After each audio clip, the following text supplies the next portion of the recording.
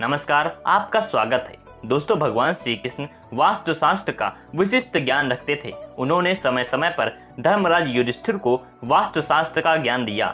यह ज्ञान समस्त मानव जाति के लिए अत्यंत महत्वपूर्ण है और कल्याणकारी है। श्री कृष्ण ने दो ऐसे पेड़ पौधों के बारे में बताया है जिनका भवन की सीमा में होना दुख एवं दरिद्रता लेकर आता है। यह वृक्ष घर के सामने होने से उस घर में निवास करने वाले लोगों की कभी उन्नति नहीं होती है। उन्हें हमेशा पराजय और निराशा का ही सामना करना पड़ता है। दोस्तों, वास्तुशास्त्र के अनुसार वृक्ष तथा पौधे हमारे भवन की सुंदरता को बढ़ाते अवश्य हैं, साथ ही यह वातावरण को शुद्ध रखते हैं। वृक्षों से सकारात्मक ऊर्जा का संचार होता है जो हमारे जीवन के लिए अत्यंत आवश्यक होती है। वृक्ष नकारात्मकता को कम करके वातावरण को अधिक सकारात्मक बनाने का कार्य करते हैं। घर के सामने शुभ पेड़ पौधे लगाने से घर में बरकत आती है। साथ ही यह पेड़ पौधे कई प्रकार के वास्तु दोष को नष्ट करते हैं। घर के आंगन में खड़े वृक्ष देवी देवताओं के समान हमारे घर की रक्षा करते हैं। इसलिए हमारे पुराणों और शास्त्रों में भवन की सीमा में कुछ शुभ वृक्षों का रोपण करने की सलाह दी गई है। आज हम जानेंगे हमारे घर की सीमा में कौन से वृक्ष तथा पौधे होने चाहिए और कौन से वृक्ष नहीं होने चाहिए। जैसे कुछ वृक्षों को शास्त्रों में शुभ बताया गया है, उसी प्रकार से वास्तुशास्त्र में अशुभ वृक्षों तथा पौधों का वर्णन मिलता है। इन वृक्षों का घर की सीमा में होना अशुभ और अमंगलकारी होता है। यह वृक्ष घर के सामने होने से दुख तथा दरिद्रता का ही सामना करना पड़ता है। इन वृक्षों के सानिध्य में रहने पर धन का नाश होता है, शत्रुओं में वृद्धि होती है, मनुष्य अपना मान सम्मान तक खो देता है। इसलिए यदि आपने भी जाने अनजाने में अपने घर के आंगन में अथवा घर के अंदर ऐसे वृक्ष तथा पौधे लगाए हैं तो बिना देरी किए उन्हें तुरंत हटा देना चाहिए। तो चलिए जान लेते हैं मनुष्य को कौन से पेड़ लगाने चाहिए और कौन से नहीं। सबसे पहले है पीपल का पेड़। किसी जलाशय के समीप पीपल का वृक्ष लगाने वाले मनुष्य को जो फल मिलता है वह सैकड़ों यज्ञों के समान होता है। जब पीपल के पत्ते उस जलाशय में गिरते हैं तो वह पिंड के समान होकर पितरों को तृप्ति प्रदान करते हैं। इससे सभी प्रकार के पितृ दोष समाप्त हो जाते हैं। श्री कृष्ण कहते हैं, जो मनुष्य नित्य स्नान करके पीपल को स्पर्श करता है वह सभी पापों से मुक्त होता है और कभी पराजित नहीं होता। पीपल को स्पर्श करने से लक्ष्मी की प्राप्ति होती है और उसकी प्रदक्षिणा करने से आयु में वृद्धि होती है। पीपल की जड़ में श्री विष्णु, तने में शिव जी और अग्रभाग में ब्रह्मा जी स्थित रहते हैं। सोमवती अमावस्या के दिन पीपल को प्रणाम करने से जो फल मिलता है वह 1000 गाय के दान के बराबर होता है। इस संसार में पीपल के समान कोई वृक्ष नहीं है। साक्षात श्री हरि इस वृक्ष के रूप में पृथ्वी पर विराजमान है। पीपल के वृक्ष को चोट पहुंचाना अथवा उसकी टहनी तोड़ना महापाप माना गया है। ऐसा मनुष्य एक कल्प तक नरक में रहता है और जो पीपल को जड़ से काटता है उसका कभी नरक में उद्धार नहीं होता। दूसरा है आंवले का वृक्ष। श्री कृष्ण कहते हैं, आंवले का फल समस्त लोकों में प्रसिद्ध और परम पवित्र है। आंवले को लगाने से स्त्री और पुरुष जन्म मृत्यु के बंधन से मुक्त हो जाते हैं। यह पवित्र फल भगवान विष्णु को अत्यंत प्रसन्न करने वाला एवं शुभ माना गया है। इसको खाने से सभी पापों से मुक्ति मिलती है। आंवला खाने से आयु बढ़ती है। उसका जल पीने से रोगों का नाश होता है और आंवले को जल में मिलाकर स्नान करने से दरिद्रता दूर हो जाती है और सभी प्रकार के ऐश्वर्य प्राप्त होते हैं। जिस घर में आंवला सदा मौजूद रहता है उस घर में कभी दैत्य और राक्षस नहीं आते। एकादशी के दिन अगर आंवला मिल जाए तो संसार के सभी तीर्थों से बढ़कर फल प्राप्त होता है। अपने केस में आंवला लगाने वाला फिर से मृत्यु लोक पर जन्म नहीं लेता है। जिस घर के सामने आंवले का वृक्ष होता है वहां पर साक्षात लक्ष्मी नारायण निवास करते हैं। तीसरा है अशोक का वृक्ष। दोस्तों, पद्म पुराण के अनुसार अशोक के वृक्ष में अप्सराओं का निवास होता है।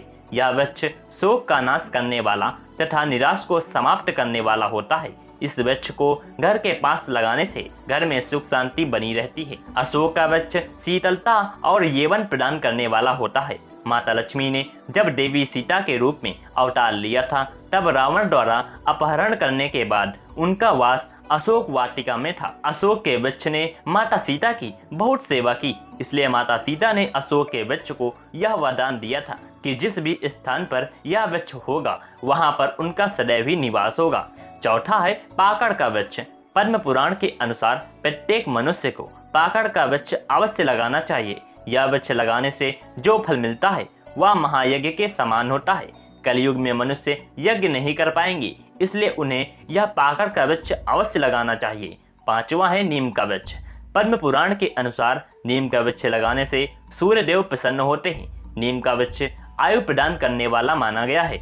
इसे घर के पास लगाने से नाना प्रकार के रोगों से छुटकारा मिलता है। माता लक्ष्मी को नीम के पत्ते अत्यंत प्रिय होते हैं, इसलिए वह नीम के वृक्ष के पास निवास करती है। घर के सामने नीम के वृक्षारोपण करने से धन संपत्ति की प्राप्ति होती है। छठा है जामुन का वृक्ष। यदि कोई मनुष्य कन्या प्राप्ति की कामना करता है तो उसे जामुन का वृक्ष अवश्य लगाना चाहिए। पद्म पुराण के अनुसार जिस मनुष्य के घर के सामने जामुन का वृक्ष होता है उसके घर में कन्या का जन्म होता है, जो कुल का गौरव बढ़ाती है। सातवां है बेल का वृक्ष। पद्म पुराण के अनुसार बेल के वृक्ष में भगवान शिव और गुलाब में देवी पार्वती का निवास होता है, इसलिए अगर बेल के वृक्ष के पास गुलाब का पौधा लगाया जाए तो शिव पार्वती का आशीर्वाद प्राप्त होता है। उस घर में कभी दुख दरिद्रता नहीं आती है, उस घर में कभी अकाल मृत्यु नहीं होती है और कोई स्त्री विधवा नहीं बनती है। आठवां है नारियल का पेड़। नारियल का पेड़ लगाने से मनुष्य अनेक स्त्री का पति बनता है। नारियल किसी भी धार्मिक अनुष्ठान का आवश्यक अंग होता है। यह अत्यंत शुभ माना जाता है। घर के आंगन में नारियल का पेड़ होने से उस घर में हमेशा शुभता होती है और उस घर के सदस्यों का समाज में बहुत मान सम्मान होता है। सुंदर पत्नी की कामना करने वाले मनुष्य को अनार का वृक्ष लगाना चाहिए। पलाश के पेड़ ब्रह्म तेज प्रदान करते हैं, इसलिए इसका रोपण अवश्य करना चाहिए। वंश वृद्धि और संतान प्राप्ति की कामना करने वाले मनुष्य को अंकोल का वृक्ष अवश्य लगाना चाहिए। अगर मनुष्य किसी बीमारी से पीड़ित है तो उसे खैर का वृक्ष लगाना चाहिए। खैर का वृक्ष लगाने से बड़े बड़े रोग नष्ट हो जाते हैं। यह वृक्ष आरोग्य प्रदान करने वाला होता है। कुंड अर्थात मोगरे के पेड़ में गंधर्व निवास करते हैं, इसलिए इस पौधे का रोपण अपने घर के पास करने से कार्यों में सिद्धि और शुभ फलों की प्राप्ति होती है। खासकर कला के क्षेत्र में काम करने वाले लोगों को यह पौधा अवश्य लगाना चाहिए। यदि किसी मनुष्य को चोर और लुटेरों का भय सता रहा है तो उसे अपने घर के पास बेट का वृक्ष लगाना चाहिए। यह वृक्ष चोर लुटेरों को भयभीत करता है और घर की रक्षा करता है। चंदन और कटहल के वृक्ष पुण्य और लक्ष्मी प्रदान करते हैं। इन वृक्षों का रोपण करने से दुख दरिद्रता समाप्त हो जाती है। केले का पेड़ भी बहुत शुभ होता है और यह घर में सुख समृद्धि और खुशहाली लाता है। केले के पेड़ में भगवान विष्णु का वास होता है, इसलिए घर में केले का पेड़ होने से घर में धन की कमी नहीं होती। हर श्रृंगार के पौधे को पारिजात भी कहा जाता है। इस पौधे की उत्पत्ति समुद्र मंथन के समय हुई थी और महालक्ष्मी भी समुद्र मंथन से ही प्रकट हुई थी, इसलिए पारिजात के पौधे का बहुत अधिक महत्व है। यदि इस पौधे को अपने घर पर लगाते हैं तो आपको माता लक्ष्मी की विशेष कृपा प्राप्त होती है। मनुष्य को कभी भी ताड़ का वृक्ष नहीं लगाना चाहिए। ताड़ का वृक्ष संतान का नाश करने वाला होता है। जिस घर के पास ताड़ का वृक्ष होता है उस घर के संतानों की कभी उन्नति नहीं होती। मनुष्य को कभी भी अपने घर के पास बहेड़े का वृक्ष नहीं लगाना चाहिए। इस वृक्ष पर प्रेतों का वास होता है। जो मनुष्य बहेड़े का वृक्ष लगाता है वह प्रेत बन जाता है। इसके नीचे बैठकर कभी पूजा पाठ नहीं करना चाहिए। सुंदर स्त्री की कामना करने वाले पुरुष को डाक का पेड़ लगाना चाहिए। अगर किसी मनुष्य को शत्रुओं का भय सता रहा है तो उसे केवड़े का वृक्ष लगाना चाहिए। यह शत्रुओं का नाश करने वाला होता है।